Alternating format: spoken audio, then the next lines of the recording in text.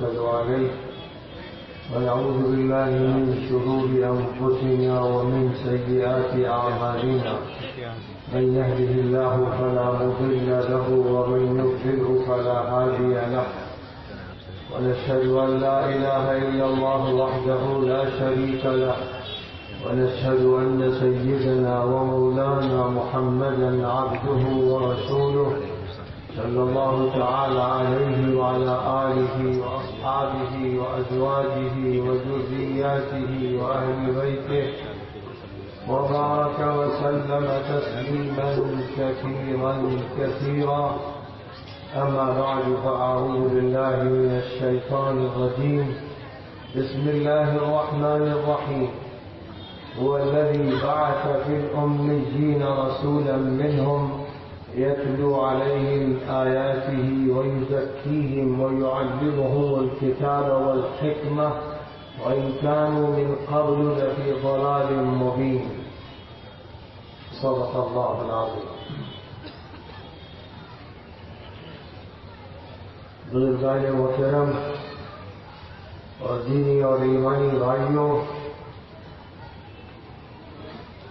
مدرسہ انوار العلوم ہارون کمپاؤنڈ شہر بمبئی کے اس اجلاس دستار بندی میں آپ کے سامنے حاضر ہوں اور آپ سے خطاب کا یہ موقع میسر آ رہا ہے. مدارس اسلامیہ کا جہاں تک تعلق ہے،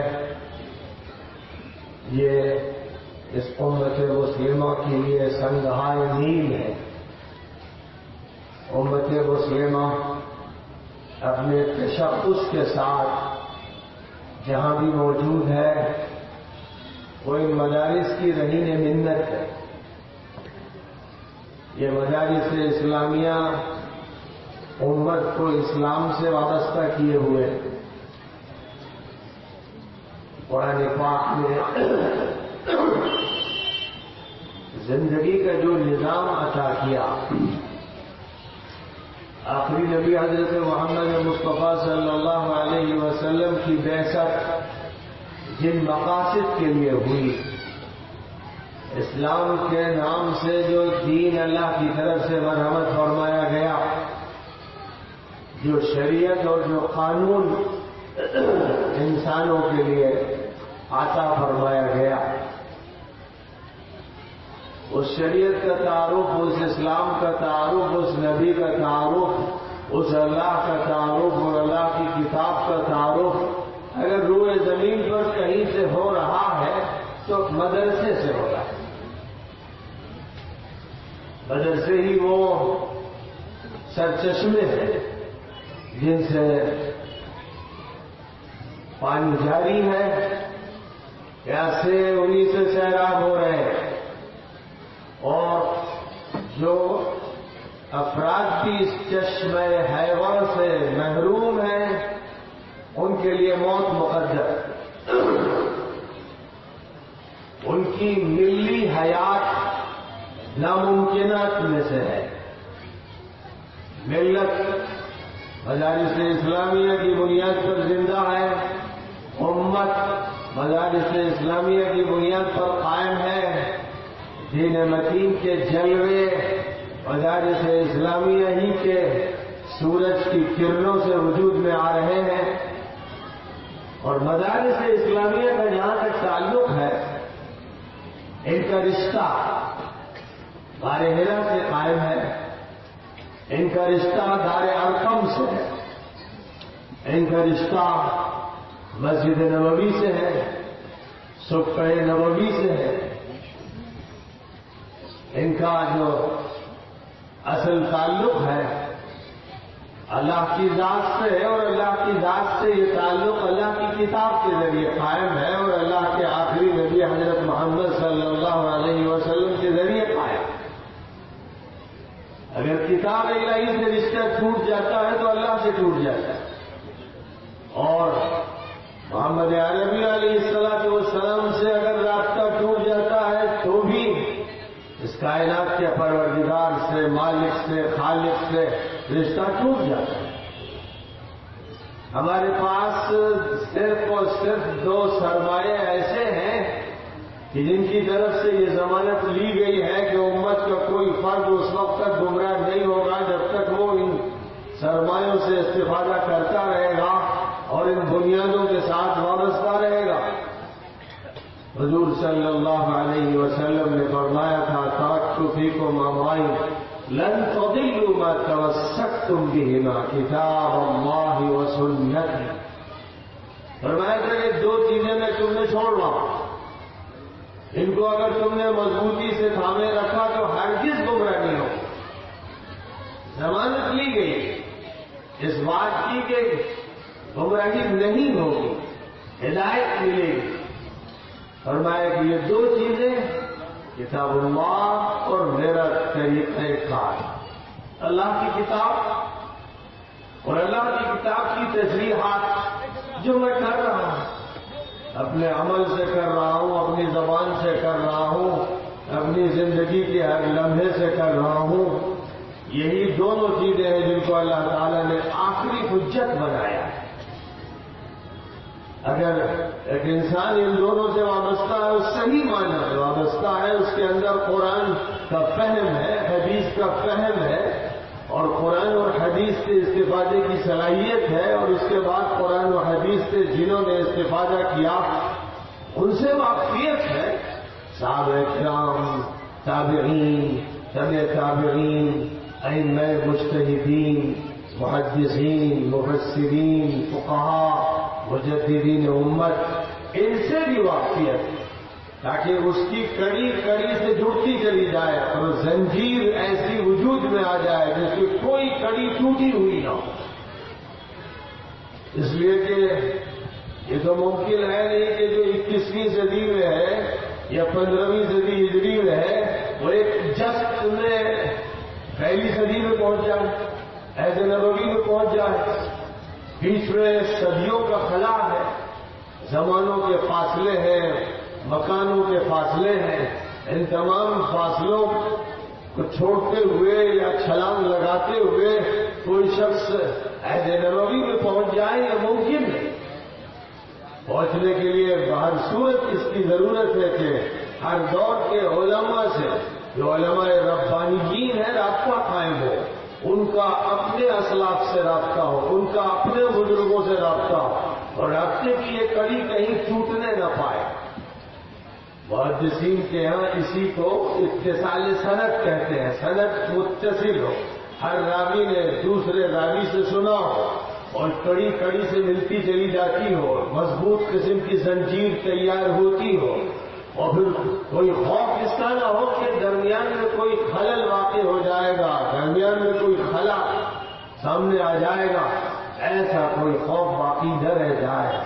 اسی لیے ضرورت اس بات کی ہوتی ہے کہ ہر دور کے ہدایت یافتوں کی مصاحبت اور معیت اختیار کی جائے، تاکہ ہدایت نہ صرف یہ کہ ذہنی طور پر سمجھی جائے بلکہ عمل میں مشاہدہ کیا جائے، ہدایت آنکھوں کے سامنے آئے، ہدایت کانوں سے سنی جائے، ہدایت چھوئی جائے، ہدایت اس طرح واضح ہو کہ اس میں کہیں کوئی ابہام نہ ہو، کوئی اجمال نہ ہو، کوئی چیز گنجلٹ نہ ہو۔ قُلْ إِنَّ هُدَى اللَّهِ هُوَ الْهُدَى، اے نبی کہہ دیجئے کہ اللہ کی ہدایت ہی ہدایت ہے، لیکن اللہ کی جو یہ ہدایت ہے یہ کہاں ہے؟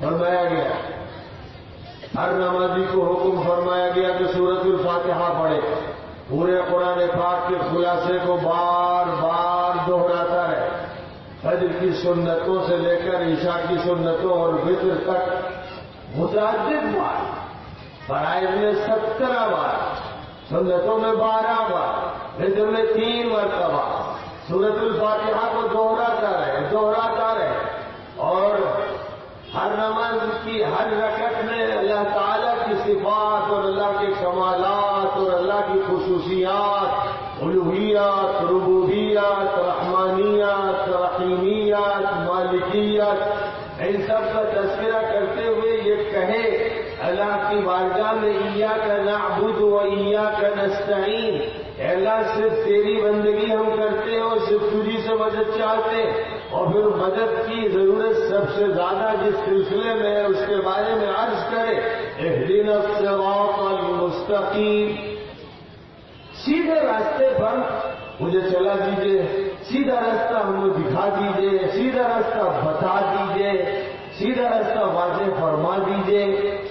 اور سیدھا راستہ ایک ایسا لفظ ہے کہ جو تشریح طلب ہے، کون سا راستہ سیدھا ہے؟ تو فرمایا صراط الذین انعمت علیہم، اے اللہ ان کے راستے پر چلا دیجئے جن پر آپ نے انعام فرمایا، جن پر آپ نے کرم فرمایا، جن کو آپ نے نوازا، جو آپ کے پسندیدہ بندے تھے اور ہیں، ان کے راستے پر چلا دیجئے۔ غیر المغضوب علیہم ولا الضالین، ان کے راستے پر نہیں جن سے آپ ناراض ہیں، جن پر غضب بڑھتا ہوا ہے، جو لعنت کے مستحق ہیں، اور نہ ان کے راستے پر جو گمراہ ہیں، ہٹتے ہوئے ہیں، راستے سے ہٹے ہوئے ہیں۔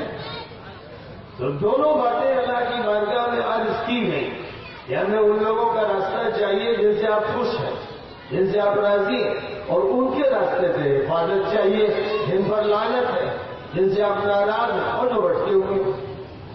قرآن پاک میں قرآن آیات کی جا بجا تشریح فرمائی گئی ہے، کہیں کوئی بات مختصر کہی جاتی ہے، دوسرے مقام پر تفصیل سے کہہ دی جاتی ہے، کہیں کسی بات میں پوشیدگی ہوتی ہے تو دوسری جگہ اظہار کر دیا جاتا ہے۔ یہاں پر کن لوگوں کا راستہ وہ راستہ ہے کہ جس کو پسند کیا گیا ہے، اور کون لوگ ہیں جو منعم علیہم قرار دیے گئے ہیں، جن پر اللہ کا انعام ہوا ہے، ہوتا رہے گا، وہ کون لوگ ہیں؟ قرآن بھی اس کی شرح کرتا ہے۔ وَمَن يُطِعِ اللَّهَ وَالرَّسُولَ فَأُولَٰئِكَ مَعَ الَّذِينَ أَنْعَمَ اللَّهُ عَلَيْهِم مِّنَ النَّبِيِّينَ وَالصِّدِّيقِينَ وَالشُّهَدَاءِ وَالصَّالِحِينَ وَحَسُنَ أُولَٰئِكَ رَفِيقًا۔ جو بھی اللہ کی بات مانے گا، اللہ کی اطاعت کرے گا اور پیغمبر کی اطاعت کرے گا، وہ ان لوگوں کے ساتھ شامل ہوگا جن پر اللہ نے انعام فرمایا۔ وہ کون لوگ ہیں جن پر اللہ کا انعام ہوا؟ فرمایا وہ انبیاء ہیں، وہ صدیقین ہیں، وہ شہداء ہیں، وہ صالحین۔ چار قسم کے لوگوں کا تذکرہ کیا گیا۔ سیر فہرست انبیاء، ظاہر ہے کہ نبی سے بڑھ کر کوئی نہیں، اور جتنے بھی انبیاء تھے سب برحق تھے۔ کسی نبی اور دوسرے نبی کے درمیان فرق کرنے کی ہمیں اجازت نہیں ہے، یعنی کسی ایک پر ایمان لایا جائے اور کسی ایک پر ایمان نہ لایا جائے، اس کی اجازت نہیں ہے۔ سب پر ایمان لانا، اب سب کی خصوصیات اور سب کے کمالات اپنی اپنی جگہ پر ہے۔ تو سب سے پہلے انبیاء، ہمیں انبیاء کے مشن کو سامنے رکھنا ہے، اور انبیاء کرام کے کمالات حضرت محمد مصطفیٰ صلی اللہ علیہ وسلم میں جمع کر دیے گئے، اور آپ کے ذریعے سے تمام انبیاء کی نمائندگی فرما دی گئی۔ آپ کے ذریعے سے سابقہ ادیان کی بہت سی باتیں منسوخ کر دی گئی۔ جن چیزوں کو باقی رکھنا تھا قرآن پاک میں ان کو بیان کر دیا گیا، حدیث نبوی میں ان کا تذکرہ فرما دیا گیا، اور یہ طے ہو گیا کہ اب ہدایت کا دار و مدار محمد عربی علیہ الصلاۃ والسلام کی ذات رسالت مآب پر ہے۔ آپ سے ہٹ کر ہدایت کا کوئی امکان ہی نہیں۔ یہاں تک آپ نے فرما دیا کہ لو کان موسیٰ حیا ما وسعہ الا اتباع، اگر موسیٰ علیہ السلام بھی آج زندہ ہوتے تو انہیں بھی میرا امتی بننا پڑتا۔ اگر حضرت موسیٰ حضور پاک علیہ السلام نے فرمایا آج بھی اگر حیات ہوتے تو اگرچہ وہ اولو العزم پیغمبر تھے، بڑے جلیل القدر پیغمبر تھے، اور اللہ تعالیٰ نے بڑا مقام ان کو عطا فرمایا تھا اور اپنے وقت میں انہی کی اطاعت کرنی تھی، لیکن آج اللہ تعالیٰ نے اطاعت کا مرکز مجھے بنا دیا، لہذا موسیٰ علیہ السلام جیسا اولو العزم پیغمبر اگر آج آ جائے گا تو اسے میرا امتی بننا پڑے گا، یہ فیصلہ الہی۔ اور حضرت عیسیٰ علیہ السلام قیامت سے پہلے جب ظہور فرمائیں گے اور آسمان سے نزول فرمائیں گے اور دمشق کی سرزمین کی مسجد مسجد کے مینارے پر اتریں گے تو وہ حضور اکرم حضرت محمد صلی اللہ علیہ وسلم کے امتی کی حیثیت سے اتریں گے۔ اس وقت وہ اپنی پیغمبری اور اپنی نبوت کی دعوت نہیں دیں گے، اس وقت وہ انجیل لوگوں کے سامنے پیش نہیں کریں گے۔ جو انجیل ان کو عطا کی گئی تھی اور جو پیغمبری عطا کی گئی تھی وہ ان کے دور کے ساتھ رخصت ہو گئی۔ اب وہ آئیں گے تو قرآن ان کے لیے مرکزی کتاب ہوگی، محمد عربی علیہ السلام مرکزی شخصیت ہوں گے۔ یہاں تک کہ احادیث سے یہ معلوم ہوتا ہے کہ حضور کے ایک امتی جن کو مہدی قرار دیا جائے گا اور جن کے ذریعے سے دنیا کا ایک نیا نظام برپا ہوگا، عیسیٰ علیہ السلام امامت بھی ان کی کروائیں گے اور ان کی امامت میں اقتدا کریں گے۔ اس کا اندازہ ہو گیا کہ محمد عربی علیہ السلام کو کیا مقام دیا گیا ہے۔ اور اس بات کو آسانی سے آپ یوں سمجھ سکتے ہیں کہ جتنے بھی پیغمبر آئے اپنے دور کے لیے آئے، اپنی قوم کے لیے آئے۔ کوئی پیغمبر بھی پوری تاریخ انسانی میں ایسا نہیں تھا جو پوری انسانیت کے لیے مبعوث کیا گیا۔ ہر پیغمبر اپنی قوم کے لیے آیا، ایک محدود وقت کے لیے آیا۔ اسی لیے قرآن پاک میں جہاں پر ان کے خطاب کا تذکرہ فرمایا گیا ہے تو الفاظ یہ ہے، یا قوم اعبدوا اللہ ما لکم من الہ غیرہ، اے میری قوم کے لوگوں اللہ کی بندگی کرو، اللہ کے علاوہ تمہارا کوئی بھی معبود نہیں۔ ہر نبی نے یا قومی کے ذریعے سے مخاطب کیا۔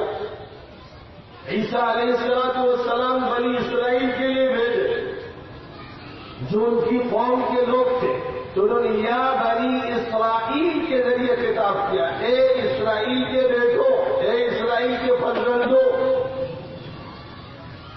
لیکن محمد عربی علیہ السلام کو حکم فرمایا گیا، قل یا ایھا الناس انی رسول اللہ الیکم جمیعا۔ آخری نبی سے اللہ تعالیٰ نے فرمایا کہ کہیے، آپ کہیے کہ اے لوگوں، اے انسانوں، میں اللہ کی طرف سے تم سب کے لیے پیغام لایا ہوں، میں پیغمبر پوری انسانیت کا ہوں، یہ حکم فرمایا۔ اور اسی صفت کو اجاگر کرتے ہوئے فرمایا گیا، وما ارسلناک الا رحمتا للعالمین، ہم نے آپ کو عالمین کے لیے رحمت بنایا ہے۔ انسانوں کا عالم ہو، جنوں کا عالم ہو، حیوانات کا عالم ہو، نباتات کا عالم ہو، جمادات کا عالم ہو، ارضی دنیا ہو، سماوی دنیا ہو، مجھے اللہ تعالیٰ نے رحمت عامہ بنا کر بھیجا۔ وما ارسلناک الا کافۃ للناس بشیرا ونذیرا، ہم نے آپ کو تمام انسانوں کے لیے بشیر و نذیر بنایا۔ اور جب یہ آپ کا منصب طے پا گیا کہ پوری انسانیت کے لیے آپ پیغمبر ہیں، آپ کا خطاب سب سے ہے، آپ کے یہاں نہ قوموں کی تفریق ہے، نہ ملتوں کی تفریق ہے، نہ برادریوں کی تفریق ہے، نہ علاقوں کی تفریق ہے، نہ زمانوں کی تفریق ہے، آپ ہر زمانے کے اپنے بعد کے ہر زمانے کے نبی ہیں، ہر قوم کے نبی ہیں، ہر علاقے کے نبی ہیں، ہر ملت و امت کے نبی ہیں۔ اور آپ خطاب فرما رہے، یا ایھا الناس اعبدوا ربکم الذی خلقکم والذین من قبلکم لعلکم تتقون، اے لوگوں اپنے اس مالک سے پروردگار سے ڈرتے رہو، اس کا خیال کرو، اس کا لحاظ کرو جس نے تمہیں پیدا کیا، تم سے پہلے جتنی مخلوقات تھیں ان سب کو پیدا کیا، اس کا لحاظ رکھو تاکہ تمہیں کامیابی حاصل ہو، نجات حاصل ہو۔ تو جا بجا کتاب کا جو طریقہ ہے وہ یا ایھا الناس کے ذریعے یا ایھا الذین آمنوا کہہ کر بھی خاص طور پر مخاطب کیا گیا ان لوگوں کو جنہوں نے بات مان لی ہے، جو حلقے میں داخل ہو گئے، ان کی ذمہ داری دو چند ہو گئی ہے، سہ چند ہو گئی، پہنچنا ہے۔ مجھے بڑا احساس ہوتا ہے جب بھی کسی جلسے میں جاتا ہوں، سیرت کا جلسہ ہوتا ہے، قرآن کے موضوع پر جلسہ ہوتا ہے، دین کے موضوع پر جلسہ ہوتا ہے، اور وہ محدود ہوتا ہے جس میں صرف مسلمان نظر آتے ہیں، مسلمانوں میں بھی ٹوپی والے نظر آتے ہیں، داڑھی والے نظر آتے ہیں، وہ یہی محتاج ہے باقی اسکول اور کالج کے طلبا اور یونیورسٹیز کے پروفیسران اور ٹیچر اور لیڈر اور عام لوگ، تاجر اور کاشتکار اور مزدور اور ملازم، ہر طبقے کے لوگ، اور پھر ہندو اور سکھ اور عیسائی اور یہودی، جو سب کے سب حضور اکرم صلی اللہ علیہ وسلم کی امت دعوت یا امت اجابت میں شامل ہے۔ امت اجابت وہ ہے جس نے بات قبول کر لی، اجابہ کے مطلب قبول کر لینا، تو امت اجابت وہ ہے جس نے بات قبول کر لی ہے، جو مسلمان ہو گئے۔ یہ مجمع ہے ماشاءاللہ، یہ امت اجابت کا مجمع ہے۔ لیکن امت دعوت، جس کو دعوت دی جا رہی ہے، پکارا جا رہا ہے، بلایا جا رہا ہے، ابھی وہ داخل حلقہ نہیں ہوئے، یہ پوری انسانیت ہے۔ اور ظاہر ہے کہ یہ پوری انسانیت ہے، آج ایک عرصے سے ہمارے موضوع سے خارج ہو گئی، اور یہ بڑی بھینکر غلطی ہے۔ یہ اتنا خطرناک معاملہ ہے کہ اس سے ہمارے عقیدے کا نظام برہم برہم ہو جا رہا ہے، ہماری قرآنی تعلیمات لوگوں تک پہنچ نہیں رہی۔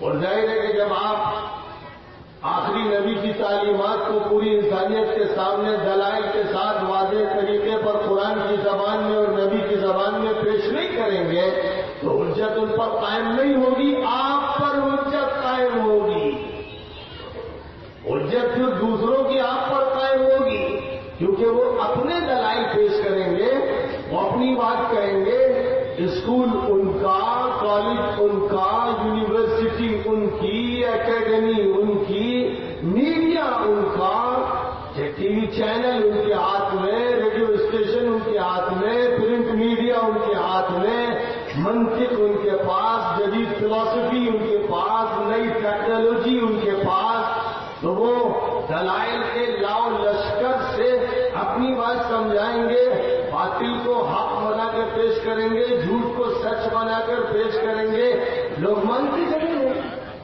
اور آج آپ دیکھ رہے ہیں کہ خود آپ کی اس امت اجابت کے اندر سے 90-95% لوگ ان کے ذریعے اغوا کر لیے گئے ہیں، بے شمار لوگ یرغمال بنا لیے گئے، بے شمار لوگ ایسے ہیں جن کا عقیدہ متزلزل ہو گیا، اور بے شمار ایسے ہیں جن کا عقیدہ شکست خوردہ ہو چکا۔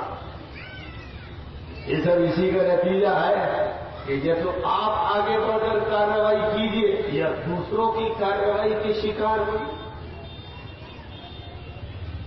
سامنے خطرہ ہے کہ شیر حملہ آور ہوگا یا چیتا حملہ آور ہوگا، تو اگر آپ کے ہاتھ میں بندوق ہے تو پہلی وار کر دیجیے، اور تیار رہیے کہ آپ پر حملہ ہو اور آپ کی بوٹیاں نوچی کا خون چوسا جائے۔ یہ تو ممکن نہیں ہے کہ وہ آپ سے دوستی کر لے اور آپ اس کے ساتھ اس کی درندگی کی صفت کے ہوتے ہوئے باقی رہیں۔ بالکل اسی طرح یہ ممکن نہیں ہے کہ شیطانی طاقتیں اپنا کام کر رہی ہوں اور اسلامی طاقت اس کے سامنے بغیر سپر اندازی کے رہے، بغیر اس کے باقی رہے کہ اس کو شکست نہ ہو، یہ ممکن ہے۔ اگر پیش قدمی آپ کر لیتے ہیں تو آپ شیطانوں پر غالب آ جائیں گے، شیطانی غولوں پر، چھمگھٹوں پر، جھم پر غالب آ جائیں گے۔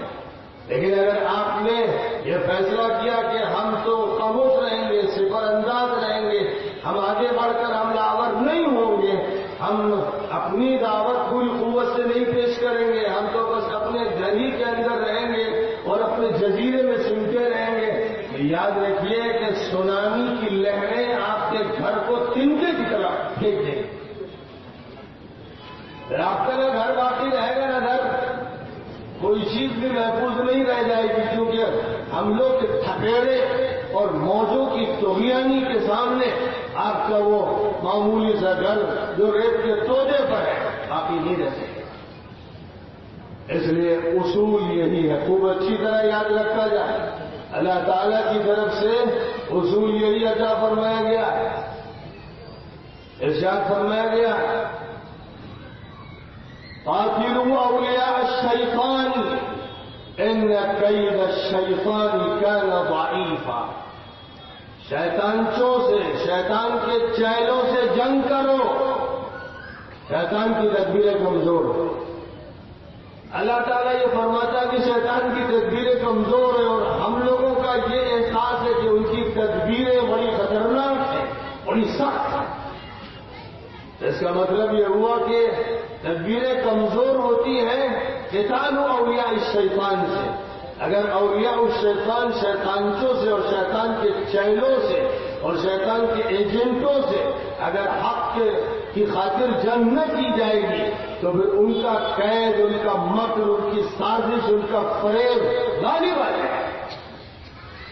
اور اگر ان سے مقابلہ کیا جائے گا ہر میدان میں، ہر سطح پر، تو آپ کے غلبے کا فیصلہ اللہ تعالیٰ کی طرف سے کیا گیا. الا ان حزب اللہ هم المفلحون.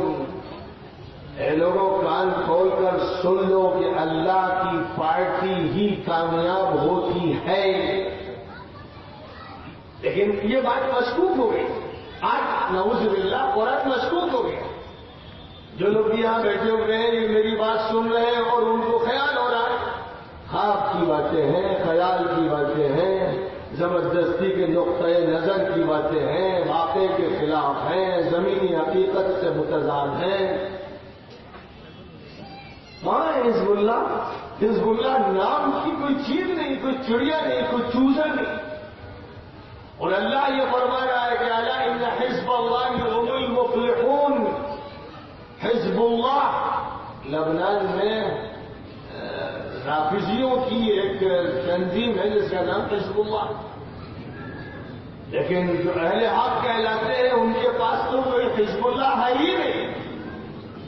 ان سے اگر آپ پوچھیے گا کسی پارٹی کا نام تو آپ سنیں گے جس سے صاف طور پر محسوس ہو جائے گا کہ یہ انسان ذہنی طور پر مشرک ہے. جس کے چہرے پہ داڑھی ہوگی اور اس کے ماتھے پر تہجد کے گٹے ہوں گے، اس سے اگر آپ یہ پوچھیں گے کہ اپنی پارٹی بتائیے تو وہ کسی مشرکانہ، کافرانہ، ملحدانہ، جاہلانہ پارٹی کا حوالہ دے گا. جب وہ اس کا حوالہ دے گا تو قرآن پاک سے ٹکرائے گا، اللہ سے ٹکرائے گا، دین کے نظام سے ٹکرائے گا. اور ظاہر ہے کہ وہ شرک پر بھروسہ کرنے والا انسان ہوگا. تو جب ایسی صورت حال ہوگی تو پھر نصرت الہی کیسے آئے گی؟ ان تنصروا اللہ ینصرکم ویثبت اقدامکم. تم اللہ کے دین کی مدد کرو گے، نصرت کرو گے، دین کے نظام کو قائم کرو گے، اس کی برتری کی جدوجہد کرو گے، اس کے جھنڈے گاڑو گے اور اللہ کے نام کی سربلندی کے لیے ہر ممکن کوشش کرو گے تو پھر اللہ تمہاری مدد کرے. اللہ کے دین کی نصرت کے معاملے میں جتنی سستی ہوگی، جتنی کوتاہی ہوگی، جتنی کائلی ہوگی، اتنی شکست ہوگی، اتنا ہی اجبار ہوگا، اتنی ذلت ہوگی، اتنی مصیبتیں آئیں گی. بالکل یہ 2 اور 2 4 کی طرح کی حقیقتیں ہیں جن کو قرآن بہت کھول کھول کر بیان کرتا ہے، کیونکہ قرآن پاک میں کوئی لاگ لپیٹ نہیں ہے. قرآن پاک ایسی باتیں نہیں کرتا ہے کہ جن کی بے جا تعبیریں کی جا سکے. اس لیے وہ صاف طور پر یہ بات ارشاد فرماتا ہے اور بتا ولا تهنوا ولا تحزنوا وانتم الاعلون ان كنتم مؤمنين. کمزور مت پڑو اور رنج میں مت بھولو.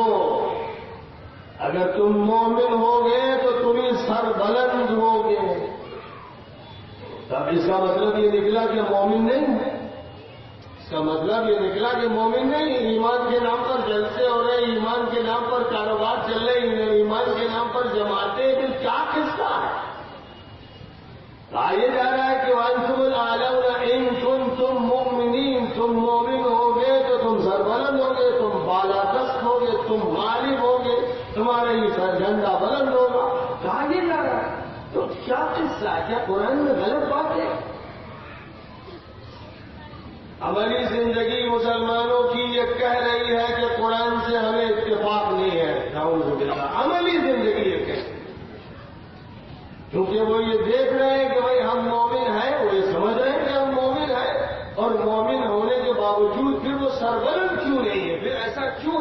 کہ وہ سب سے زیادہ بیکورڈ ہیں، سب سے زیادہ پست ہیں، سب سے زیادہ کم تعلیم یافتہ ہیں، ہر اعتبار سے وہ پسماندہ ہیں؟ ایسا کیوں ہے؟ دو چار کی طرح یہ بات مان لینی چاہیے کہ ہم لوگ مومن نہیں۔ اچھا مومن نہیں ہے تو آپ اسی پر راضی ہیں، تو اس کا مطلب پھر یہ جنت ونت کے تذکرے اور تذکرے نعمتوں کے بے معنی، کیونکہ جب یہ طے ہی نہیں کرتے کہ ہم بھائی اپنی صورتحال کو بدلیں گے، ہم مومن نہیں، مومن بننا ہے ہم کو، تو پھر مومن بنیے، پہلے مومن بنیے اور اس کے بعد پھر اپنے ایمان کے مظاہرے کیجیے اور جشن منائیے۔ بغیر ایمان کے جو بھی عمل ہو رہا ہے یہ تو ہمارے خلاف حجت بنتا چلا جا رہا ہے۔ دیکھا یہ جا رہا ہے کہ جو باطل طاقتیں ہیں وہ بڑھتی چلی جا رہی ہیں، غالب آ رہی ہیں، اور مسلمان ایسا لگتا ہے جیسے بندوا مزدور ہو، غلام ہو، کوئی حیثیت ہی اتنی بڑی تعداد اور ایک سے ایک دولت مند موجود ہے۔ یہ بھی نہیں ہے کہ جب ایک منگے ہیں، فقیر ہیں، دولت بھی ہے، وسائل بھی ہیں، ذخائر بھی ہیں، دماغ بھی ہے اور انتظامات بھی ہیں، اس کے باوجود یہ کیا قصہ ہے؟ کون سی بیماری ہے جو مسلط ہو گئی ہے؟ کون سا کینسر ہے جس نے تباہ کر کے رکھ دیا ہے؟ اس کا تجزیہ کرنا ضروری ہے، کیونکہ بغیر اس کے تجزیے کے مسئلے کا حل نکل ہی نہیں سکتا۔ اللہ تعالیٰ نے جو دین عطا فرمایا ہے اس دین کا آغاز علم اور تعلیم کی تحریک سے فرمایا گیا تھا۔ حضور اکرم صلی اللہ علیہ وسلم غار حرا میں جب بے چینی کے دن اور بے چینی کی راتیں گزارتے تھے اور یہ سمجھ میں نہیں آتا تھا کہ مکہ مکرمہ کے فساد اور پورے جزیرۃ العرب کے فساد و بگاڑ کو کیسے دور کروں، کام کہاں سے شروع کروں، کس طرح شروع کروں۔ قرآن پاک میں تصویر کشی آپ کی صورتحال کی گئی یوں کہتے ہوئے وَوَجَدَكَ ضَالًّا فَهَدَىٰ، اللہ نے آپ کو اس حالت میں پایا کہ آپ سرگرداں تھے، حیران تھے، پریشان تھے، راستہ سجائی نہیں دے رہا تھا، تو اللہ نے راستہ بتا دیا۔ آپ کو راستے کا پتہ نہیں چل رہا تھا میں کیا کروں، بے چین ہوتے تھے، دیکھتے تھے شرابی، جواری، عیاش، بدماش، ننگی عورتیں، آوارہ نوجوان، فلمی دنیا اور سود، ظلم، انارکی، یہ سب دیکھتے تھے تو تڑپتے، لیکن کروں کیا یہ آپ کے سمجھ میں نہیں آ رہا تھا۔ تو اللہ تعالیٰ نے جبرائیل امین کو حکم فرمایا کہ لوح محفوظ سے جو کتاب الہی آسمان دنیا پر اتاری گئی ہے اس کتاب الہی کی سورۃ العلق کی ابتدائی آیتیں لے کر جاؤ اور محمد کے سامنے پیش کرو اور بتا دو کہ یہ پہلا سبق۔ جبرائیل امین ان آیات کو ریشم کے کپڑے کے ٹکڑے پر تحریر شدہ لے کر آئے اور غار حرا میں داخل ہوئے۔ محمد صلی اللہ علیہ وسلم کے لیے اچنبے کی بات تھی کہ اجنبی شخص کون ہے جو داخل ہوئے، اور وہ ایک کپڑا دکھاتے ہوئے یہ فرما رہے پڑھیے۔ تو آپ نے فرمایا کہ میں پڑھا لکھا نہیں ہوں، اس لیے کہ 40 سال کی عمر تک کبھی اس کی نوبت نہیں آئی کہ کسی کتاب کو اٹھا کر حروف شناسی کی کوشش کرے، کسی مکتب میں، کسی مدرسے، کسی اسکول میں داخلے کا کبھی واقعہ پیش آیا ہی نہیں، کسی استاد کے سامنے زانوِ تلمس طے کیا ہی نہیں، کسی نورانی قاعدے تک آپ کے سامنے گزر ہوا ہی نہیں، تو حرف کی پہچان تک نہیں تھی، 40 سال کی عمر۔ اس لیے آپ نے کہا مانا نبی قارئ، میں پڑھا ہوا نہیں، پڑھ نہیں پاتا، وسیع اور بلیغ زبان بولتے تھے، آپ کے ادب کے سامنے اچھے اچھے شعراء کا ادب درج تھا۔ یہ سب فطری طور پر اللہ تعالیٰ نے آپ کو صلاحیت عطا فرمائی تھی، لیکن پڑھنے کی مشق کرنے کی نوبت ہی نہیں ہے۔ اس لیے آپ نے فرمایا کہ میں پڑھا لکھا نہیں، دونوں نے اپنے سینے سے لگایا، زور سے بیچا، پھر چھوڑا، کہا پڑھیے، پھر آپ نے یہ جواب دیا، 3 مرتبہ یہی عمل۔ اس کے بعد جبرائیل امین نے خود پڑھنا شروع کیا. جو پڑھا لکھا نہیں ہوتا ہے وہ سن کے پڑھ لیتا ہے. لہذا انہوں نے پڑھ کے سنا دیا تاکہ اب آپ اسی کو دوہرا دیں اور وہ آپ کے سینے میں محفوظ ہو جائے. بسم اللہ الرحمن الرحیم. اقرأ باسم ربک الذی خلق خلق الانسان من علق. اقرأ وربک الاکرم الذی علم بالقلم علم الانسان ما لم يعلم.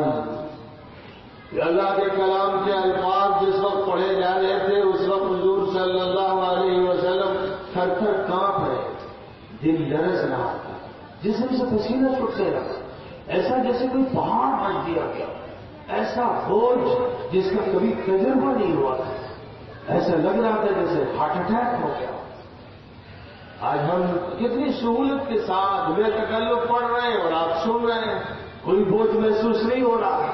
سارا بوجھ تو حضور صلی اللہ علیہ وسلم نے برداشت کر لیا اور پھر یہ بوجھ صحابہ کی طرف منتقل ہوا, انہوں نے برداشت کیا اور پھر برداشت کرتے کرتے 1450 سال گزر گئے. ہم تک جب یہ پہنچا تو بالکل زمین سے لگ چکا تھا, بال برابر جگہ تھی, تو اب اس پتھر کو کے بوجھ کو محسوس کرنے کے کوئی معنی نہیں.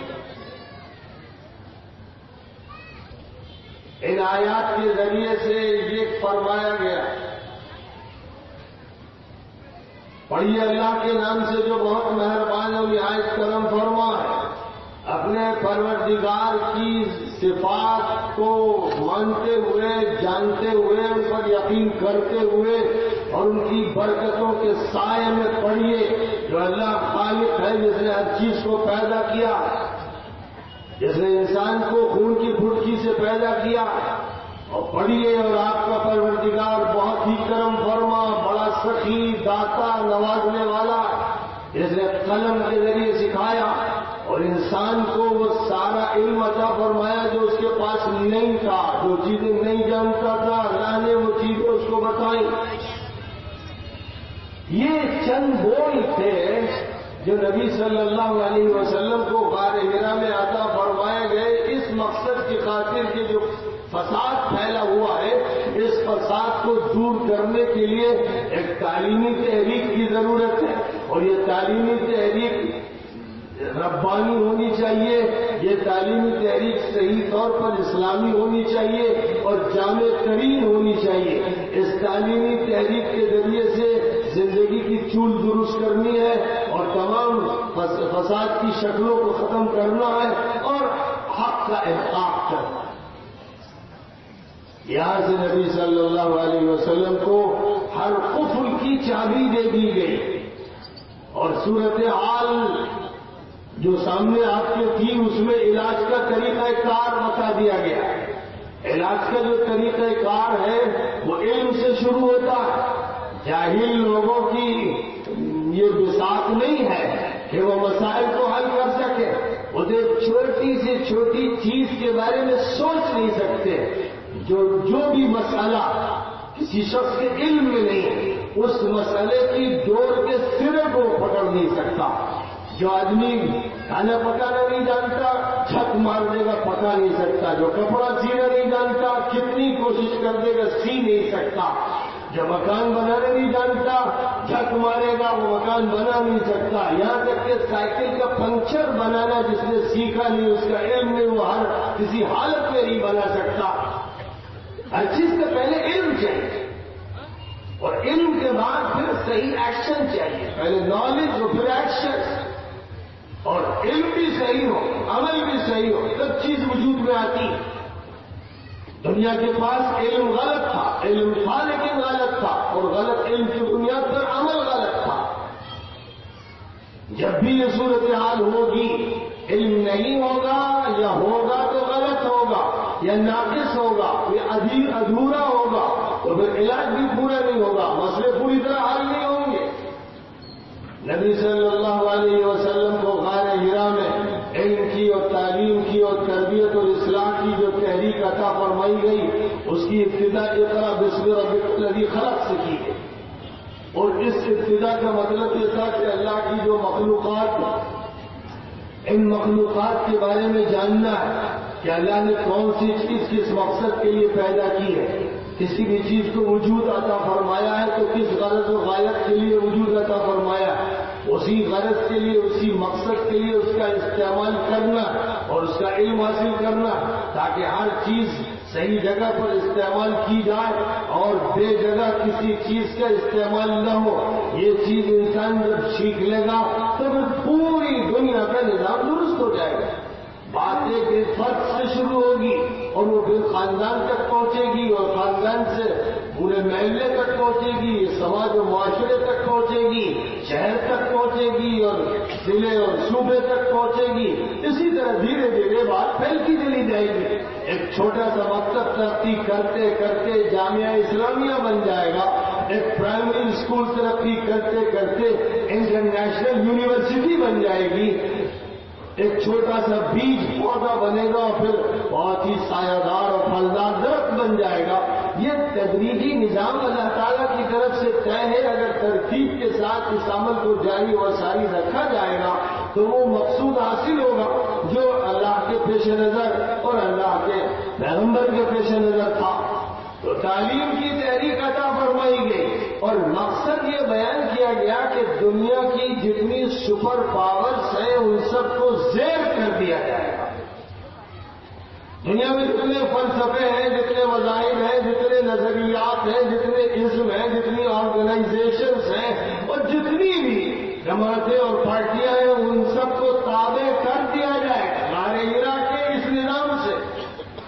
یعنی ایک طرف غار ہرا میں تعلیمی تحریک دی گئی اور مقصد بیان کرتے ہوئے ارشاد فرمایا گیا هو الذی ارسل رسوله بالهدى ودین الحق لیظہرہ علی الدین کلہ ولو کرہ المشرکون. اللہ تعالیٰ نے اپنے پیغمبر کو ہدایت دے کر, گائیڈنس دے کر, رہنمائی دے کر, چیزوں کے بارے میں صحیح معلومات دے کر, دین برحق دے کر, نظام برحق دے کر, صحیح طریقہ کار دے کر اس لیے بھیجا ہے کہ دنیا میں جتنے بھی نظریات, جتنے مذاہب, جتنے بھی افکار, جتنے فلسفے ان سب پر اس حق کو غالب کر دیا جائے. یہ مقصد بیان کیا گیا اور جو چھوٹا سا فارمولہ دیا گیا وہ اقرأ بسم ربک الذی خلق کا فارمولہ ہے. اور اس کے بعد اس فارمولے کو دیکھنا شروع کیجئے کہ غار ہرا میں جو نظام عطا فرمایا گیا اس کی پہنچ ہوئی خدیجہ الکبریٰ کے گھر تک, وہاں سے اس کی پہنچ ہوئی ورقہ ابن نوفل کی مجلس تک, وہاں سے اس کے بعد اس کا سینٹر بنا حضرت ارقم کا گھر اور وہاں سے اس کو اوپن اسکولنگ اور کھلی تعلیم اور کھلی دعوت کے نظام میں داخل کیا گیا اور صفا کی پہاڑی سے اب علل اعلان اور برملا کہہ دیا گیا یا ایھا الناس قولوا لا الہ الا اللہ تفلحوا. یہ شروع کی گئی تھی بات غار ہرا سے اور پھر حضور صلی اللہ علیہ وسلم نے اپنے گھر جا کر اپنی اہلیہ محترمہ حضرت خدیجہ الکبریٰ رضی اللہ تعالی عنہا کو بتایا تھا اور وہ لے گئی تھی اپنے چچا جات بھائی ورقہ ابن نوفل کے پاس جو ایک بڑے مذہبی بزرگ تھے اور سریانی اور عبرانی زبان کے ماہر تھے اور انجیل اور تورات کا درس دیتے تھے, ان کے پاس لے گئی. اور اس کے بعد جب بات واضح ہو گئی ورقہ ابن نوفل نے محمد صلی اللہ علیہ وسلم سے کہا کہ آپ کے پاس ہرا کے غار میں جو شخص آیا تھا وہ وہی فرشتہ تھا جو موسیٰ کے پاس آیا تھا اور جو عیسیٰ کے پاس آیا. جو اس بات کا اعلان تھا اور تصدیق تھی ورقہ ابن نوفل کی طرف سے کہ آپ کو پیغمبری سونپی گئی ہے, آپ کو نبوت عطا کی گئی اور ان کی طرف سے یہ ایمان کا اظہار تھا. اور انہوں نے یہ بھی کہا تھا کہ میں اگر زندہ رہا اور صحت مند رہا تو آپ کی بھرپور مدد کروں گا اس وقت جب مکے کے یہی لوگ آپ کو گھر سے بے گھر کرنے پر تل جائیں گے. معلوم یہ ہوا کہ یہ تعلیمی تحریک عام تحریکوں کی طرح نہیں, یہ کوئی مدرسہ نہیں جو کسی محلے میں بنا دیا جائے، یہ کوئی مکتب نہیں ہے جو مسجد میں قائم کر دیا جائے، یہ کوئی اسکول نہیں ہے کہ جس کو کہیں پر بزنس کے لیے اور کامرشل بنیادوں پر قائم کر کے فیسیں لی جائیں۔ یہ کچھ اور ہے، یہ کچھ اور ہے۔ یہ تعلیمی تحریک ایسی ہے کہ جس تعلیمی تحریک کا قصہ پہلے ہی جب ورقہ ابن نوفل نے سنا، جو عیسائیت سے واقف تھے، یہودیت سے واقف تھے، مذہبی تحریکات سے واقف تھے، ماضی کی تاریخ سے واقف تھے، تو بول پڑے کہ آپ کو یہ شہر مکہ آپ کو یہاں سے نکال دے گا، لوگ یہاں سے آپ کو بے گھر کر دیں گے۔ ایسا کیوں ہوگا؟ اس لیے کہ آپ حقیقی علم لے کر اٹھیں گے، سچائی بیان کریں گے، غلط کو غلط کہیں گے، صحیح کو صحیح کہیں گے، آپ کفر کا مقابلہ کریں گے، باطل کا مقابلہ کریں گے، الحاد کا مقابلہ کریں گے، بدعت و فسق و فجور کا مقابلہ کریں گے، آپ کمپرومائز نہیں کریں گے۔ آپ چونکہ پیغمبروں کے اس نظام کو لے کر آئے ہیں تو حق کو بربلا پیش کریں گے پوری طاقت کے ساتھ اور صاف کہہ دیں گے، گویا کہ زبان حال ان کی کہہ رہی تھی کہ آپ کہیں گے قل یا ایھا الکافرون لا اعبد ما تعبدون، کہہ دیجئے کہ اے کافروں میں ان کی عبادت نہیں کر سکتا جن کی تم کرتے ہو۔ آپ کو یہ کہنا ہے، اور جب آپ یہ کہیں گے تو دل کے چھتے چھیڑ دیے جائیں گے، دشمنی کا ماحول قائم ہوگا، لوگ برداشت نہیں کریں گے کہ ان کے امور پر، ان کے معاملات پر تنقید کی جائے، وہ اپنی مذمت کو اور اپنے نظریات کی اور اپنے خیالات اور عقائد کی مذمت کو برداشت نہیں کریں گے، ایک طرح کی جنگ چھڑ جائے گی۔ پہلے سے یہ بات کہہ دی گئی تھی اور حضور صلی اللہ علیہ وسلم پہلے دن سے روشنی میں آ گئے، اور اللہ تعالیٰ کی طرف سے اسی لیے یہ ہدایت تھی کہ بنیاد قائم کرنے کے لیے ابھی خفیہ طور پر کام کیا جائے اور حضرت ارقم کے گھر کو ایک مرکز بنایا جائے تاکہ لوگوں کے سامنے ابھی شور نہ مچنے پائے اور فرد کی تربیت ہوتی چلی جائے اور اچھی تعداد ایسے لوگوں کی تیار کر لی جائے جو تحریک کے علم بردار ہوں اور جس کو پھر مکے کے چپے چپے پر پھیلاتے چلے جائیں اور دوسرے علاقوں میں پہنچے۔ ان کی ٹریننگ کے لیے، ان کی تربیت کے لیے پہلے دار ارقم میں مدرسہ قائم کیا جائے گا، اور جب 3 سال کا عرصہ گزر گیا اور اللہ کی طرف سے یہ حکم آیا کہ اب سیکریسی ختم، اب جو کام چھپ چھپ کے چل رہا تھا وہ چھپ چھپ کے نہیں چلتا رہے گا، بلکہ فاصدع بما تؤمر واعرض عن المشرکین۔ اب آپ کا کام یہ ہے کہ برملا کہیے، علل اعلان کہیے اور خوب زور و شور سے لوگوں کو بتا دیجیے اور مشرکوں کی پرواہ مت کیجیے۔ یہ حکم جب آیا تب حضور صلی اللہ علیہ وسلم کعبہ مقدسہ کے سامنے حجر اسود کی سیدھ میں سب سے قریب پہاڑی صفا کی پہاڑی پر چڑھے، اور صفا کی پہاڑی سے پہلے آپ نے وہ نعرہ لگایا جس نعرے سے پورے شہر میں سائرن بج جائے۔ سائرن بجنے لگے اگر ابھی، اس کا مطلب یہ ہوگا کہ شاید چائنا نے حملہ کر دیا،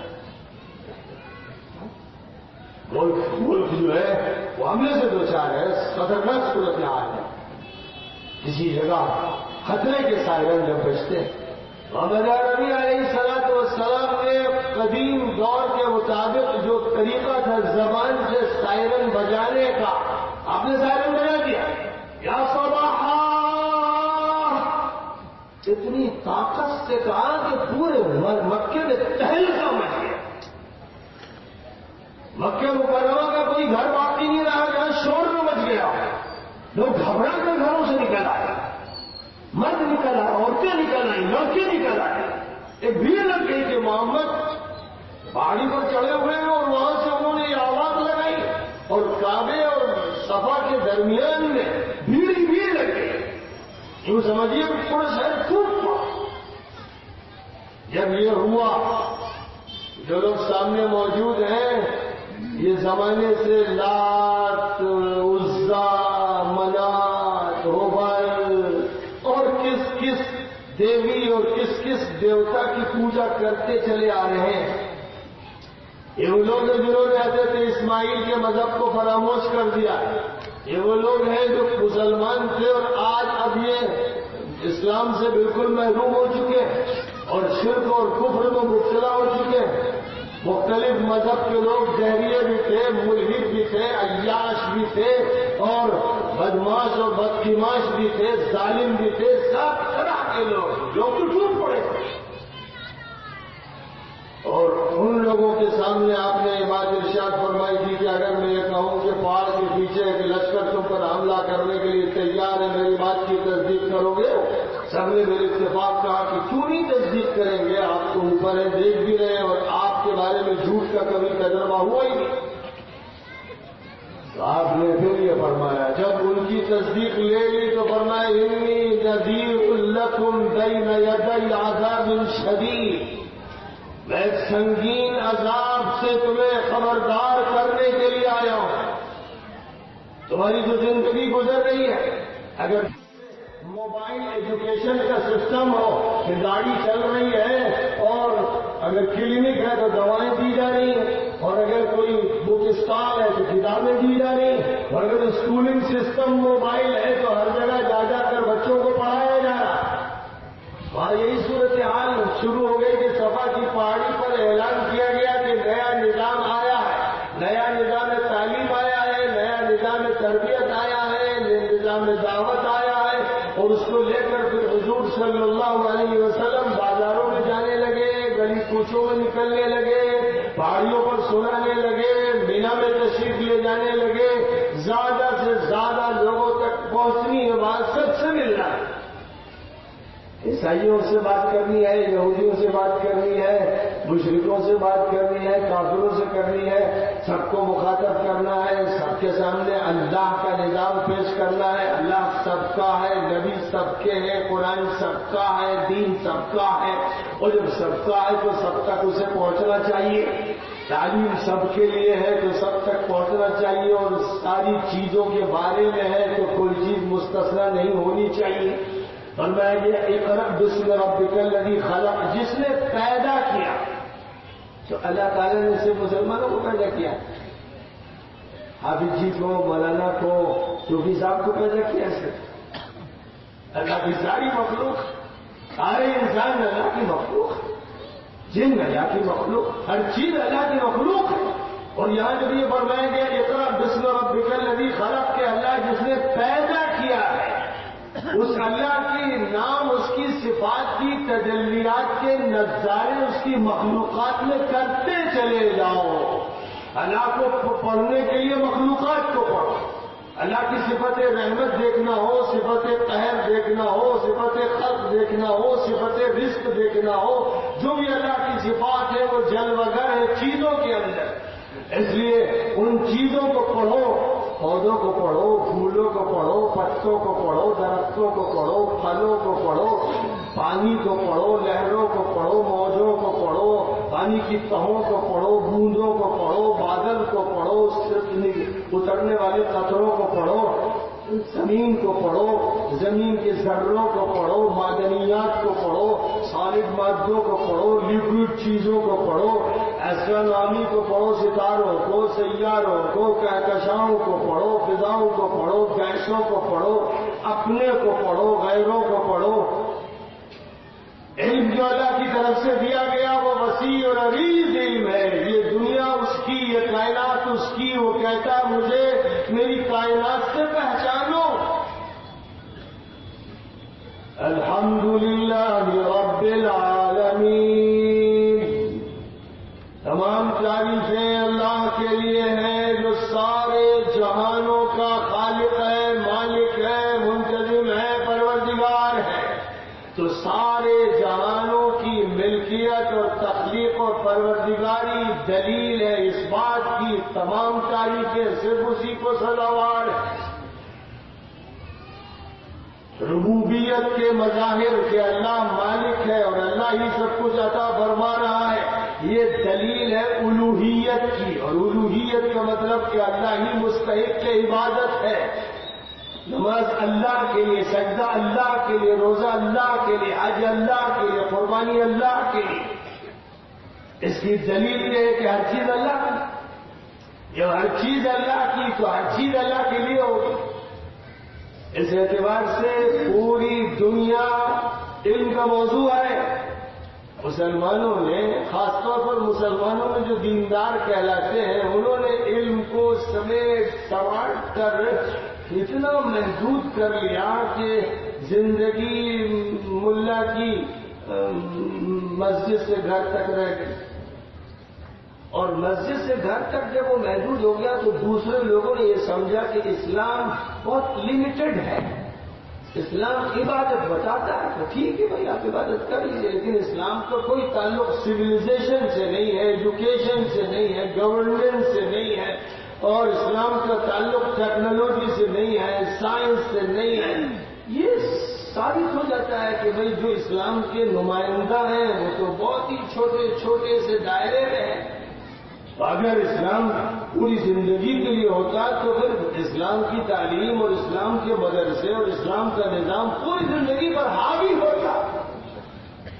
مدرسوں سے تاجر نکل رہے ہوتے، وکیل نکل رہے ہوتے، انجینئر نکل رہے ہوتے، گورنر بن رہے ہوتے، منسٹر بن رہے ہوتے، کمانڈر بن رہے ہوتے، بلڈر بن رہے ہوتے، اور ساتھ ہی ساتھ مفسر اور محدث اور فقیہ اور مفتی اور قاضی اور کیا کیا سب بن رہے ہوتے، کیونکہ جب وہ عالمی ادارہ ہے اور اللہ کی ربوبیت عالمی کا نمائندہ ہے اور محمد علیہ الصلوۃ والسلام کی صفت رحمت للعالمین کا نمائندہ ہے، تو اس میں عالمیت ہونا چاہیے، گلوبلائزیشن کا نمائندہ ہونا چاہیے، انٹرنیشنلائزیشن کا اسے نمائندہ ہونا چاہیے۔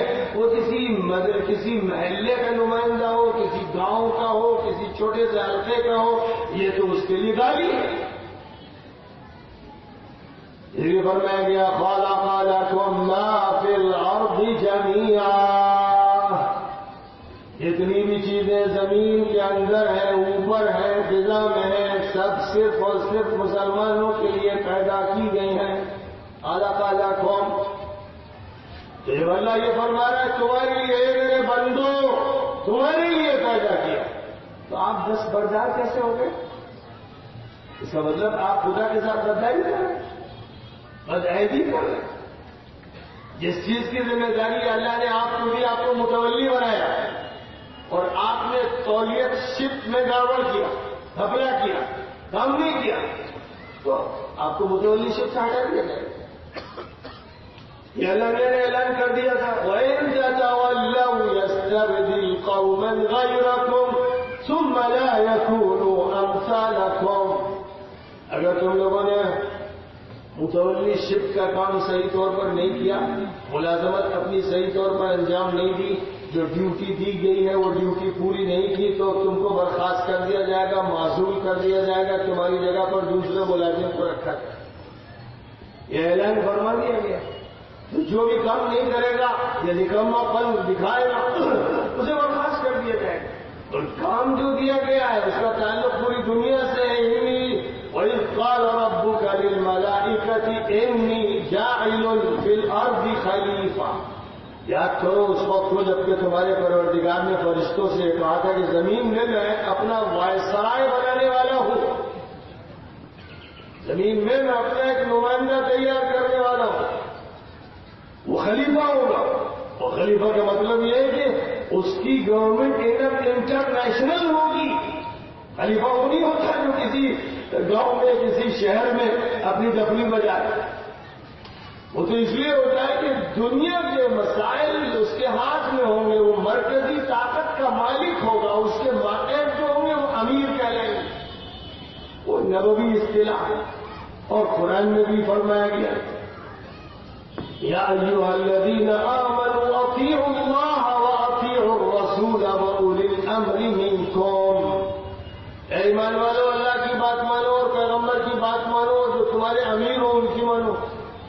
تو معلوم یہ ہوا کہ اللہ اور رسول کے بعد پھر امیر ہونا چاہیے، یعنی اللہ اور رسول کے بعد ایڈمنسٹریٹرز ہونے چاہیے، مینیجرز ہونے چاہیے، ڈائریکٹرز ہونے چاہیے، گورنرز ہونے چاہیے، وہ کہ جو پھر نظام پورا چلائے، اور نظام وہ جامع اور مکمل ہو، مخلوقات پر حاوی ہو، ورنہ کوئی جماعت کا امیر ہوتا ہے، کوئی تنظیم کا امیر ہوتا ہے، کوئی مدرسے کا ناظم ہوتا ہے، کوئی کسی ادارے کا ذمہ دار ہوتا ہے. یہ چھوٹے چھوٹے جزیروں کے لوگ ہیں، اپنی اپنی کشتی چلا رہے ہیں.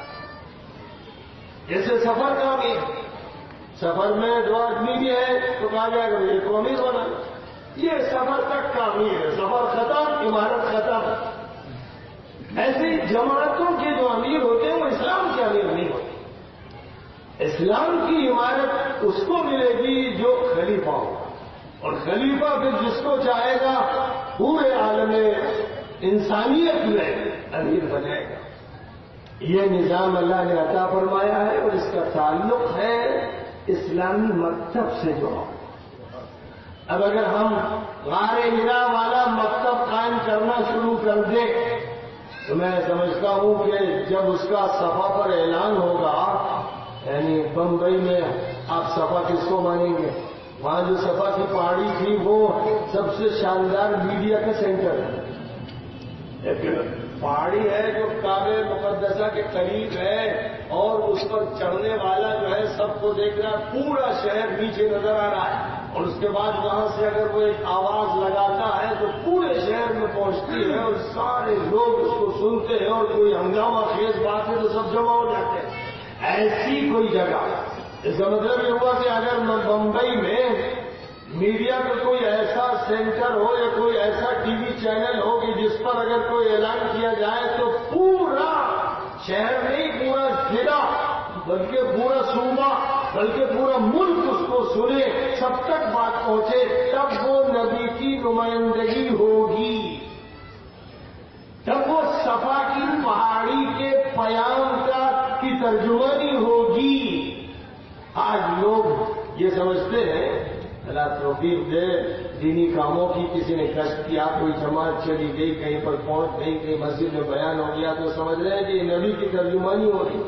یہ نبی کی ادھوری ترجمانی ہے، چھوٹی سی ترجمانی ہے، جیسے کہ 1 کروڑ میں سے 1 روپیہ دیا جائے. اصل ترجمانی یہ ہے کہ وہ اتنی بلند آہنگی کے ساتھ ہو کہ کوئی فرد بشر ایسا باقی نہ رہے کہ جس کے کانوں سے آواز ٹکرا نہ جائے اور جس کو وہ ہلا کر نہ رکھ دے. بات بھی ایسی نہیں کہ ٹھنڈی میٹھی سریلی کہ بس نغمے کے طور پر سنی جائے. وہ گانا نہیں ہے، وہ ایک صدا ہے، ایک ایسی صدا جو ہلا کے رکھ دیتی ہے، جس کا نتیجہ یہ ہوا کہ اس اعلان کے بعد حضور صلی اللہ علیہ وسلم کے گھر کے فرد چچا ابو لہب نے غصے میں، ٹینشن میں گالی بکی اور کہا کہ اسی لیے بلایا تھا محمد تو نے. اعوذ باللہ، ہاتھ ٹوٹ جائے. غصے میں بالکل آپے سے باہر ہو گئے، اس لیے کہ جو بات کہی جا رہی تھی اس کی زد پڑ رہی تھی ابو لہب پر، ابو جہل پر، عقبہ پر، عتبہ پر، شیبہ پر، لیڈروں پر زد پڑ رہی. آپ کی کوئی بات ایسی جو لیڈروں پر غالب آ جائے اور ان پر زد پڑے، جتنے بھی بڑے بڑے لیڈران ہیں ان پر اس کی قوی زد پڑے، ایسی بات تو کبھی سنی نہیں گئی. اور وہاں جو بات کہی گئی تھی وہ بات تھی جس نے ہلا کے رکھ دیا تھا ابو جہل کو اور ابو لہب کو، اور جتنے بھی بڑے بڑے چودھری بنے ہوئے تھے ان کو یہ لگا کہ پیروں کے نیچے سے زمین کھسک رہی. ان کو یہ لگا کہ اب نظام ہمارے ہاتھ سے چلا جائے گا. اور جب یہ محسوس ہوتا ہے تب بے چینی ہوتی ہے. اسی بے چینی کا مظاہرہ لوگوں کی طرف سے شروع ہونے لگا اور پھر سب دن بھی آنے لگے. لیکن حضور صلی اللہ علیہ وسلم نے صبر سکھایا کہ تمہیں ریئیکشن میں نہیں آنا. لوگ غصہ ہوں گے، لوگ ٹینشن میں آئیں گے، لوگ بہت کچھ حرکتیں کریں گے، تم علم کے ساتھ، بردباری کے ساتھ، صبر و برداشت کے ساتھ سہتے چلے جاؤ اور اپنی بات کہتے چلے جاؤ، بات مت چھوڑنا. آج صورتحال یہ ہوتی کہ جہاں ذرا سا بھی کچھ ابال آیا تو لوگ بات چھوڑ دیتے، کہنا بند کر دیتے. اس کی اجازت نہیں. حکم یہ ہے کہ جہاں صورتحال مکی صورتحال ہو وہاں لڑائی بھڑائی جائز نہیں، لیکن بات مکمل کہنی ضروری ہو، سب تک پہنچنی ضروری ہے. اس لیے اس طریقہ کار کو سوچنے کی ضرورت ہے. اور دوسرے یہ کہ جو تعلیم گاہیں جو ہماری تعلیم گاہیں ہیں اس کو پہلے تو مکہ مکرمہ کی دور کی ترجمانی اس طرح کرنی ہے کہ اس کا میسج سب تک پہنچے اور تعلیم عام ہو جائے، سب تک منتقل ہو، کوئی بچے نہیں۔ پھر اس کے بعد اس کا دوسرا نظام مدینہ منورہ میں شروع ہوتا ہے، جہاں اس تعلیم کی بنیاد پر کیڈرز کی تیاری شروع ہوتی ہے۔ اس تعلیم کو سنبھالنے والے، اس تعلیم کو نافذ کرنے والے، اس تعلیم کو لے کر آگے چلنے والے ایک پورے انتظامیہ کی ضرورت ہے۔ اور جہاں بھی کوئی انتظامیہ ہوتا ہے، صوبے کی گورنمنٹ ہوتی ہے، گورنمنٹ کے جو ماتحت ضلع ہوتے ہیں، ضلع میں ڈی ایم ہوتا ہے، اور پولیس کے محکمے کے سربراہ ہوتے ہیں، ایڈمنسٹریشن کا کام ہوتا ہے۔ اس کے علاوہ ہر اسمبلی کی سیکریٹریٹ ہوتی ہے، پارلیمنٹ کی سیکریٹریٹ ہوتی ہے، پولیس ہوتی ہے، فوج ہوتی ہے، مختلف ڈپارٹمنٹس ہوتے ہیں، تھانے بھی ہوتے ہیں اور اسپتال بھی ہوتے ہیں، دیگر ضروریات ہوتی ہیں۔ تب کوئی تمدن وجود میں آتا ہے، کوئی شہر یا کوئی نظام حکومت قائم ہوتا ہے۔ مدینہ منورہ میں یہ کیا گیا۔ لہٰذا جہاں پر بھی مسلمان بڑی تعداد میں آباد ہیں، ان کو چاہیے کہ وہ مدنی تمدن کی نمائندگی کریں، پہلے منظم ہو، مسجد سے وابستہ ہو، تعلیم سب کو دی جا رہی ہو، راستے صاف ستھرے ہوں، ٹریفک نظام نہایت بہتر ہو، چوکیداری اور نگرانی کی جا رہی ہو، دفاع کا انتظام بھی بہتر موجود ہو، اور دعوت کا کام بھی پوری قوت سے ہو رہا ہو، اور شیطانی طاقتوں سے مقابلہ بھی کیا جا رہا ہو، اور تعلیم کے حلقے لگے ہوئے ہوں، اور ہر ڈپارٹمنٹ کی تعلیم دی جا رہی ہو، ہر سطح کے افراد تیار کیے جا رہے ہوں۔ حضور صلی اللہ علیہ وسلم کا جو مدرسہ مسجد نبوی میں اور اس کے ساتھ صفہ کے دارالاقامہ کو شمار کرتے ہوئے قائم تھا، وہاں پر جو افراد تیار ہو رہے تھے وہ مزدور اور مستری اور انجینئر اور بلڈر سے لے کر سپاہی اور فوجی اور کمانڈر اور وکیل اور جسٹس اور جج اور چیف جسٹس اور امبیسڈر اور بزنس مین اور انجینئر، جتنے بھی شعبے ہو سکتے سب تیار ہو رہے ہیں، سب وہیں تیار ہو رہے ہیں۔ کوئی بھی کسی دوسرے اسکول میں نہیں جا رہا، کوئی کسی دوسرے مدرسے میں نہیں پڑھ رہا تھا، اور یہ وہ لوگ تھے جنہوں نے پورے مدینہ منورہ کو منظم کیا، پھر آس پاس کی آبادی کو منظم کرتے چلے گئے، یہاں تک کہ اسی تعلیمی نظام اور تربیتی نظام کے نتیجے میں یمن سے لے کر سیریا اور عراق تک 10 لاکھ مربع میل کا پورا علاقہ اسلامی کنٹرول میں آ گیا، اور اس کے بعد پھر آگے بڑھنے کی کوششیں خلفائے راشدین کے دور میں ہوتی چلی گئی، اور جس کے نتیجے میں عراق اور سیریا میں داخل ہوتے ہوئے مشرق و مغرب کے ڈانڈے ملا دیے گئے، اور اسپین کو چائنا سے ملا دیا گیا، اور چائنا کو اسپین سے ملا دیا گیا۔ یہ سب کام مدرسے نے کیا۔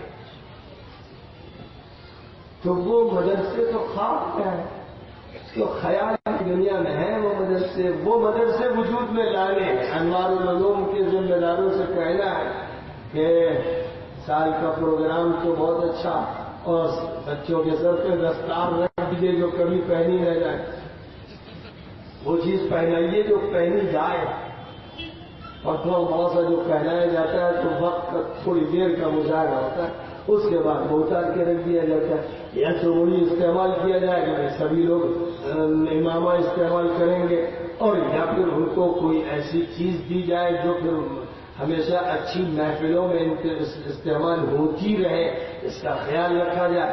یونیورسٹیز میں گاؤن دیا جاتا ہے، اور ایک خاص قسم کا کی ٹوپی ہوتی ہے، وہ بھی ایک ڈرامہ ہوتا ہے، وہ تھوڑی دیر کے لیے پہنی جاتی ہے پھر رکھ دی جاتی ہے۔ لیکن یہاں تو جو عالموں کا لباس ہونا چاہیے، جو بھی آپ کے نزدیک عرف میں پسندیدہ ہو، عالموں کا وہ لباس دیا جائے گا۔ عالم ہوا ہے، صرف حافظ ہوا ہے تو حافظ کی بھی کوئی علامت طے کر لی جائے، ایک یونیفارم طے کر لیا جائے۔ اگر یونیفارم پولیس کا بھی ہے اور وکیل کا بھی ہے اور فوجی کا بھی ہے تو ایک یونیفارم طے کر لیجیے مثلا، اور وہی یونیفارم اس کو فراہم کیا جائے تاکہ پھر وہ یونیفارم موجود رہے، اور اس کے ذریعے آپ کے مدرسے کی نمائندگی ہر جگہ ہوتی رہے کہ اس یونیفارم میں طالب علم نظر آ رہا ہے۔ کوئی ایسا عمل ہو تاکہ وہ عرف بن جائے، وہ ایک شعار بن جائے، تو یہ زیادہ بہتر شکل ہے۔ لیکن خیر یہ تو سال کے رسمی جلسے ہوتے ہیں جن میں طلبا کا اعزاز ہوتا ہے اور لوگ بھی مدرسے کی کارکردگی سے واقف ہوتے ہیں، لیکن ضرورت جس بات کی ہے کہ اب مدرسوں کا وہ نظام قائم کیا جائے جو عہد اول میں تھا، اور عہد نبوی کے مدرسے کو اپنا ماڈل بنا کر اور آئیڈیل کے طور پر اسے قبول کرتے ہوئے اسی نہج پر تیاری کی جائے، تاکہ دوبارہ ہمارے مدرسے کے طلباء کی صفوں سے کوئی معاذ بن جبل نظر آئے، کوئی ابو موسیٰ اشعری نظر آئے، کوئی سعد بن ابی وقاص نظر آئے، کوئی خالد بن الولید نظر آئے، کوئی ابو عبیدہ بن الجراح نظر آئے، کوئی عمرو بن العاص نظر آئے۔ نظر وہ لوگ آئے کہ جنہوں نے بڑی بڑی کارکردگی کے مظاہرے کیے اور دنیا کو تبدیل کر دیا۔ ایسے افراد ڈھلے، بنے، تیار ہو، اٹھے۔ یہ اصل کردار ہے جو مطلوب ہے، اور ابھی دنیا تشنا ہے۔ ابھی افسوس کی بات ہے کہ بڑے بڑے مدارس بھی اس معاملے میں تھکے ہارے ہوئے، وہ بھی اپنی کارکردگی کا اس طرح سے مظاہرہ نہیں کر پا رہے ہیں، اس لیے جو نتائج مطلوب ہے امت کے لیے اور پوری انسانیت کے لیے وہ نتائج نہیں نکل پا رہے ہیں، بلکہ اس کے برخلاف صورتحال یہ ہے کہ اٹیک چھوٹے سے چھوٹا گھٹیا آدمی آج ڈائریکٹ شریعت پہ کر رہا ہے۔ آج ہر چھوٹے سے چھوٹے چینل پر اسلامی شریعت موضوع بنی ہوئی، اور اسلامی شریعت میں سے طلاق کو چنا گیا ہے، اور طلاق پر پھر حملے ہو رہے ہیں، اس کو ٹارگٹ کیا گیا ہے، اور اس کے ذریعے سے مسلمانوں کے ذہنوں میں انتشار پیدا کیا جا رہا ہے۔ جنہوں نے اسکول اور کالج میں پڑھا ہے، جن کے سامنے کوئی بھی بیک گراؤنڈ نہیں ہے اسلامی شریعت کا، وہ تو ظاہر ہے کہ چینل کی باتوں سے متاثر ہو رہے ہیں، جو ڈبیٹ ہو رہے ہیں ان ڈبیٹ میں جو لوگ شریک ہو رہے ہیں وہ ان کی الٹی سیدھی باتوں سے متاثر ہو کر کنفیوز ہو رہے ہیں۔ اور جو دوسرا طبقہ ہے وہ تو یہ سمجھ رہا ہے کہ یہ مسلمانوں کی شریعت ظلم پر مبنی ہے، ڈسکریمنیشن پر مبنی ہے، اس میں عورت کے حقوق ادا نہیں کیے گئے۔ یہ ذہن سازی ہو رہی ہے، بہت بڑے پیمانے پر ہو رہی ہے۔ ایسی شکل میں کیا مسلمانوں کا کام یہ ہے کہ صرف تماشا دیکھیں؟ اصل تو یہ ہونا چاہیے تھا کہ آپ کا زبردست چینل ہوتا اور اس کو پوری قوم دیکھتی اور سب اس سے مستفید ہوتے، اور اتنا معیاری ہوتا، ہندی زبان میں، انگریزی زبان میں، اردو زبان میں اور مقامی زبانوں میں اتنا زبردست ہوتا کہ 100% لوگ اس سے مستفید ہوتے اور صحیح معلومات دی جاتی۔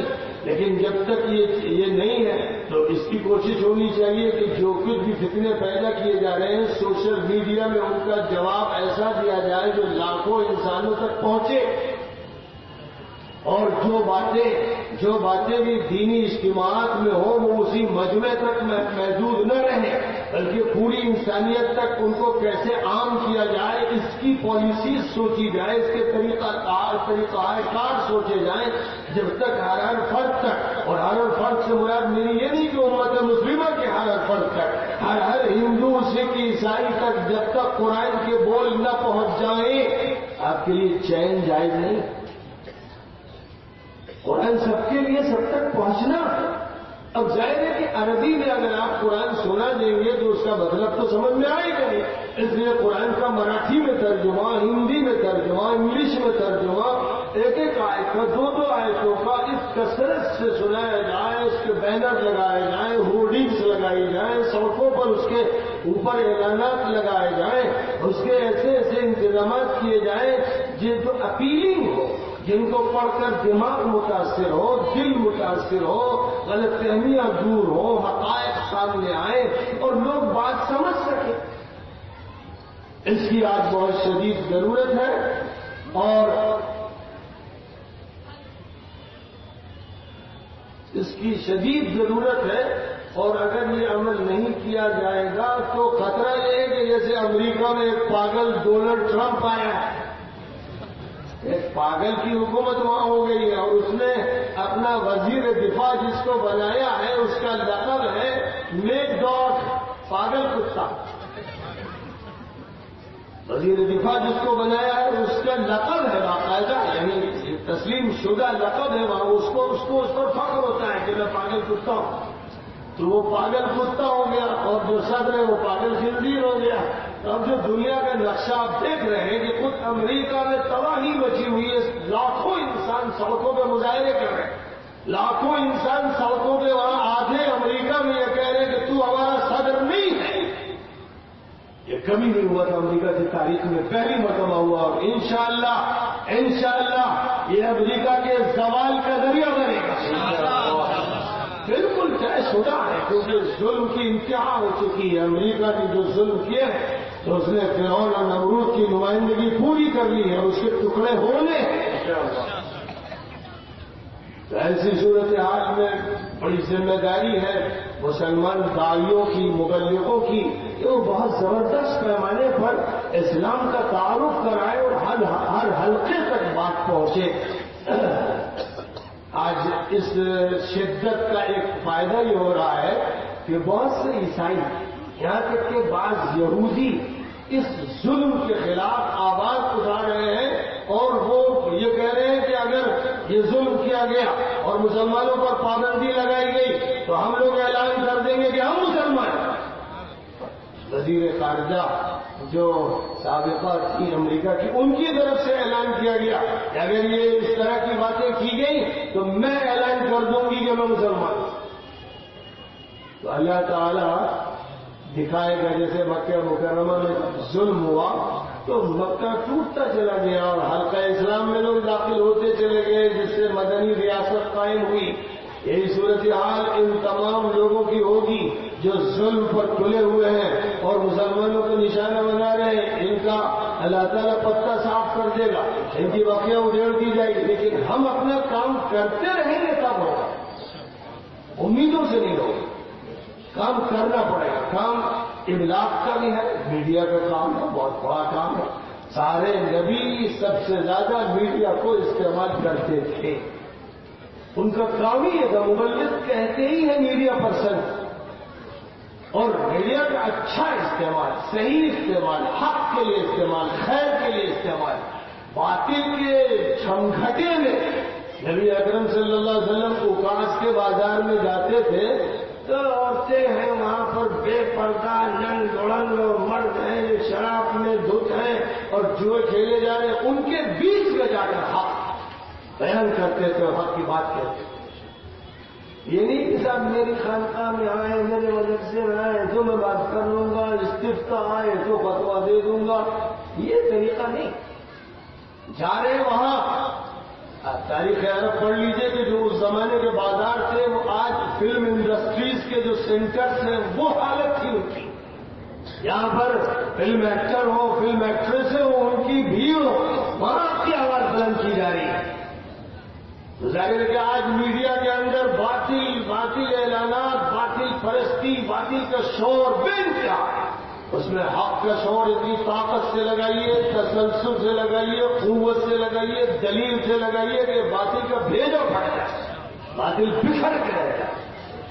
ہر جگہ ضرورت ہے اس بات کی، کوئی جگہ خالی نہ ہو، کوئی شہر، کوئی صوبہ، کوئی ملک خالی نہ ہو، اور پوری تیزی کے ساتھ جو وسائل پیدا ہوئے ہیں آج کے دور میں، ان وسائل کا بھرپور استعمال کر کے دنیا کے کونے کونے میں دعوت حق پہنچا دی جائے اور حق کی حجت قائم کر دی جائے۔ یہ ذمہ داری اللہ تعالیٰ نے ہم سب پر ڈالی ہے۔ ہمیں چاہیے کہ جتنے بھی اس میں حصہ لے سکے لیتے رہیں اور اللہ سے دعا کریں، پھر اللہ سے مانگے کہ اللہ ہمیں قوت عطا فرما، نصرت عطا فرما، تائید عطا فرما، صحیح الہام فرما، ہمارے دل میں وہ بات ڈال دے کہ جس کو لے کر ہم آگے بڑھیں۔ اللہ سے مانگا جائے، کام اللہ کا کیا جائے، کام رسول اللہ کا کیا جائے، کام قرآن عزیز کا کیا جائے۔ یہ کام جب کیا جائے گا تو نصرتیں اللہ کی طرف سے نازل ہوں گی۔ بہت قابل مبارکباد ہے مدرسہ انوار العلوم کے لوگ جن کا آج یہ عظیم الشان اجلاس منعقد ہو رہا ہے اور جس میں فارغ ہونے والے طلباء کی دستار بندی بھی ہوگی۔ میں انہیں مبارکباد دیتا ہوں اور امید کرتا ہوں کہ علوم کے انوار کی جگمگاہٹ سے، کرنوں سے پورا علاقہ انشاءاللہ روشن ہوتا چلا جائے گا اور دائرہ وسیع سے وسیع تر ہوتا چلا جائے گا۔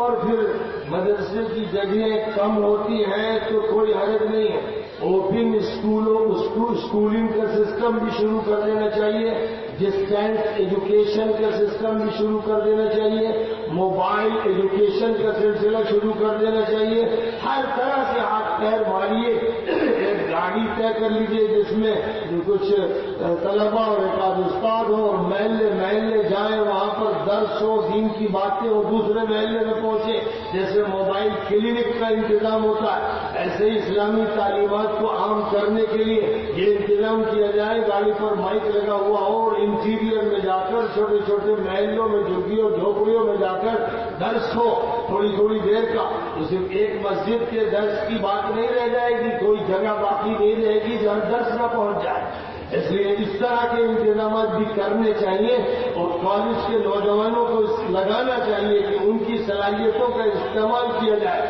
آئی ٹی کے جو ماہرین ہیں ان کا استعمال کیا جائے، تاکہ انفارمیشن ٹیکنالوجی کو زیادہ سے زیادہ اسلام کے تابع بنایا جائے، اور دعوت اسلام کا کام اس کے ذریعے بھی بہت بڑے پیمانے پر لیا جائے۔ یہ ساری چیزیں وقت کی ضرورت ہے، اور ان میں اہل مدارس کو، علماء کو بڑا کردار ادا کرنا چاہیے، کیونکہ ان پر یہ ذمہ داری ہے کہ دنیا انسانیت کا کوئی فضل محروم نہ رہنے پائے۔